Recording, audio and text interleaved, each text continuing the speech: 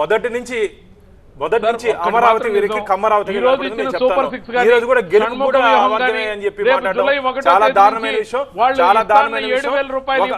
కులంతో ఓట్లు గెలవలేరు, కులంతో మాత్రమే ఎన్నికల్లో గెలవలేరు. దయచేసి గుర్తుపెట్టుకోండి, మీరు కులాన్ని కొమ్ము కాస్తారు కాబట్టి ఈ రోజు బదులు చెప్పారు.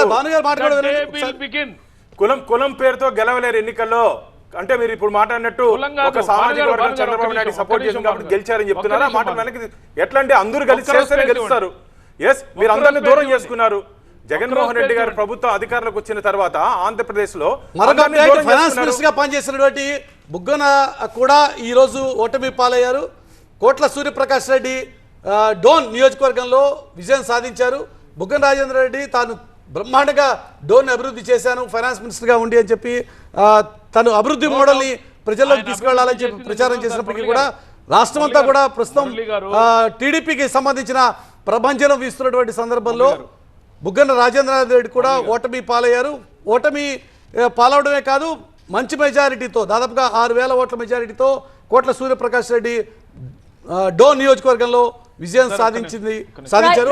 దానికి సంబంధించిన సారీ ఇక్కడ మీ ఇంటరప్ట్ చేస్తున్నారు, మొదటి నుంచి కూడా అడుగుతోంది ఇదే. ఒక్క నిమిషం. ఇప్పుడు నిజంగానే 18 గనక రాకపోతే ఇప్పుడు అసలు అసెంబ్లీలో ఎవరు ఉంటారు? అదొక ప్రధానమైనటువంటి చర్చ. ఇప్పుడు నెంబర్ గెలుచుకున్నటువంటి జనసేన పార్టీకే, అంటే మెజారిటీ స్థానాలు గెలుచుకున్నటువంటి జనసేన పార్టీకే రెండో పెద్ద పార్టీగా దానికి గుర్తింపు ఉంటుంది. అయితే వాళ్ళు రాష్ట్రంలో క్యాబినెట్లో కనుక కొనసాగితే ప్రతిపక్ష హోదా ఉండేటువంటి ఆస్కారం లేదు. క్యాబినెట్లో లేకుండా బయట ఉంటాము అంటే మాత్రం ఖచ్చితంగా వారికి ప్రతిపక్ష హోదా దక్కేటువంటి ఆస్కారం ఉంది. దానికి సంబంధించిన విశ్లేషణ ఇంకా కొంత జరగాల్సిన అవసరం ఉంది. కానీ ఈరోజు వైఎస్ఆర్సీపీ ప్రతిపక్ష హోదాని కూడా కోల్పోయినటువంటి పరిస్థితి. ప్రతిపక్ష హోదా కావాలంటే ఉండాల్సిన కనీసమైన నెంబర్ కూడా ఇప్పుడు వైసీపీ సంపాదించుకోలేకపోతుంది అన్నది నెంబర్స్ని బట్టి అర్థమవుతోంది.